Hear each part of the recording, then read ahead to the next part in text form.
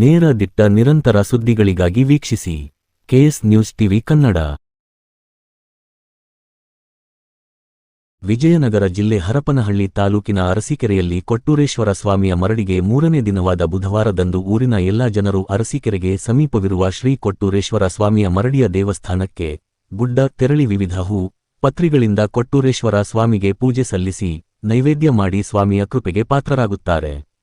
ನಂತರ ತಾವುಗಳು ಮನೆಯಿಂದ ವಿವಿಧ ಉಂಡೆಗಳು, ಗಾರ್ಗಿ, ವಿವಿಧ ಪಲ್ಯ, ಚಟ್ನಿಗಳು, ಚಿತ್ರಾನ್ನ, ಬುತ್ತಿ, ಮೊಸರನ್ನ ಹೀಗೆ ತರತರನಾದ ಭಕ್ಷ್ಯ ಭೋಜನವನ್ನು ಸ್ನೇಹಿತರೊಂದಿಗೆ, ಕುಟುಂಬದವರೊಂದಿಗೆ ಊಟ ಮಾಡಿ, ಅಲ್ಲಿಯೇ ವಿವಿಧ ಆಟಗಳನ್ನು ಗಂಡು ಹೆಣ್ಣು ಭೇದವಿಲ್ಲದೆ ಆಟ ಆಡಿ ನಂತರ ತಮ್ಮ ತಮ್ಮ ಮನೆಗಳಿಗೆ ಹಿಂದಿರುಗುತ್ತಾರೆ.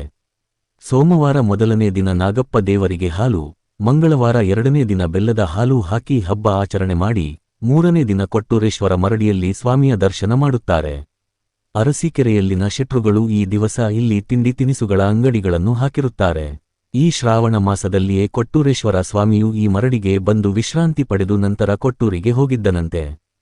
ಹಾಗಾಗಿ ಪ್ರತಿವರ್ಷ ಶ್ರಾವಣ ಮಾಸದಲ್ಲಿ ಈ ಮರಡಿಗೆ ಬಂದು ಸ್ವಾಮಿಯ ದರ್ಶನ ಮಾಡುವುದು ಅರಸೀಕೆರೆಯ ಜನರ ಭಕ್ತಿಯಾಗಿದೆ. ಈ ರೀತಿಯಾಗಿ ಅರಸೀಕೆರೆ ಜನರು 3 ದಿನಗಳ ಹಬ್ಬವನ್ನು ತುಂಬಾ ಸಡಗರ, ಸಂಭ್ರಮದಿಂದ ಆಚರಿಸಿದರು. ಈ ಸಂದರ್ಭದಲ್ಲಿ ಇಟ್ಟಿಗಿಹಳ್ಳಿ ಬಸವರಾಜ್, ಗುರುಶಾಂತಗೌಡ್ರು, ವೆಂಕಟೇಶ್ ಶೆಟ್ರು, A. H. Mallikarjuna Gowda, A. B.